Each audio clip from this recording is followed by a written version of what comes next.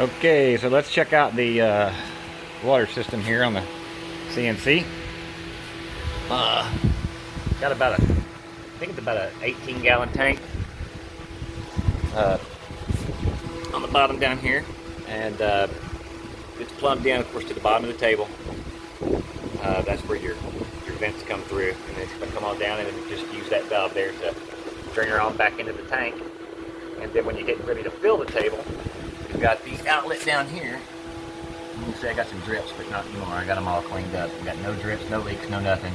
It goes into our pump, and then up and back in over here to fill the table up. So I've still got to wire in the plasma cutter and all that kind of good stuff. I don't have anything wired yet, man. I got wires hanging out everywhere on everything. Tomorrow's going to be probably the get the plasma and the wiring done, and then I'm going to have to redo the air system on the compressor here.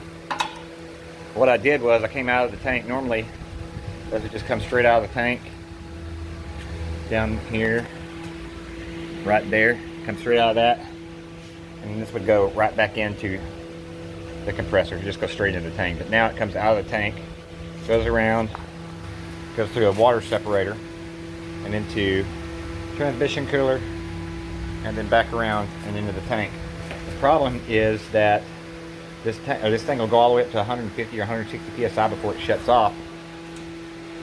But now that I put that smaller hose stuff on there, I'm gonna have to step all that up to 1/2 inch. All of it's quarter. I'm gonna have to step all that tubing up tomorrow to 1/2 inch and hope that what's happening is it won't even build up enough pressure. It gets up to about 110, maybe 115, and then it'll just keep running there. It won't ever, the compressor never fills all the way up and shuts itself off. So obviously it's restricted on that side. So a little something I got to do there, get that all squared away. And then I've got to, of course, get the air hooked up to the plasma. I've got a big badass air hose reel that I'm going to hang from the ceiling as well, so that I've got air all through the shop as I need it, type situation, so I can use it for shop air and for the plasma cutter on the plasma table. But all right, so let's fill this table up. You see here we're pretty well empty.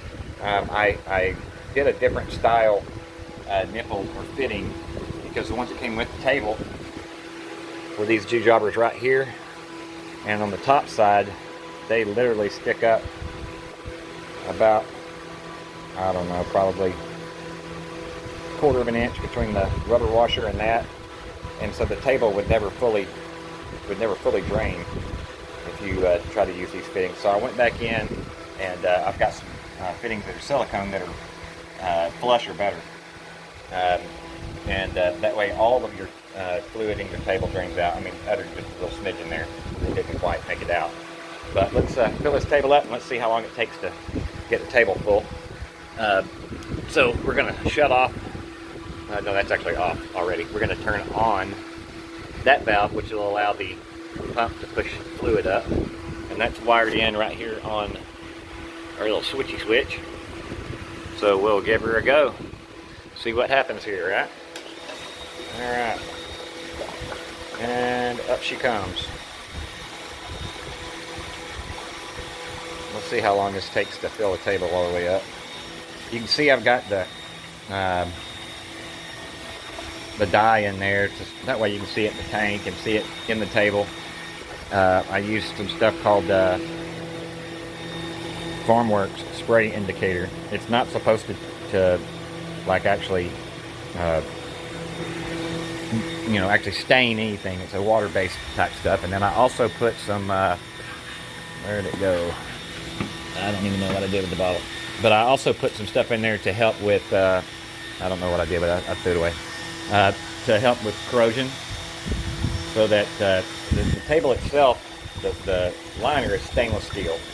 But all of these little slats out here, these little cheapo slats that are replaceable, they're 2 inches by, I think, 1/8 inch or 1/16 of an inch thick.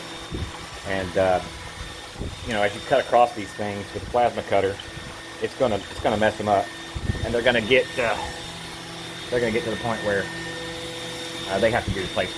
But we don't want these things rusting. That's the whole point that I'm trying to make. The only thing inside the table that's not stainless. Let me turn the pump off there. Pump's off. Table's full. Now, I don't even remember what the hell I was talking about. But anyway, table's full. I just got to get the rest of it, get the rest of the junk plumbed in, man. I'm working 2 or 3 hours here and there, which means I got to make trip after trip after trip after trip to the hardware store to get all the little parts and pieces to plumb all this crap up, and the pump and all that junk. I ordered the tank online off Amazon. Anyway, we're getting there, man. We're getting there. But I didn't want to do the table half-ass. I wanted to do it 100% right the first time. And that's why it's kind of taking me so long. That and some of the stuff that I had planned out, not working out very well, like the air compressor, the coolant for the air compressor to keep water out of the tank. You have to have a very dry system. I'm going to run another water separator here as well before it gets to the plasma table or the plasma cutter itself. There will be no water in that line whatsoever. But anyway, it takes a little longer to drain than it does to fill, but not much, by a couple minutes maybe. Anyway, progress.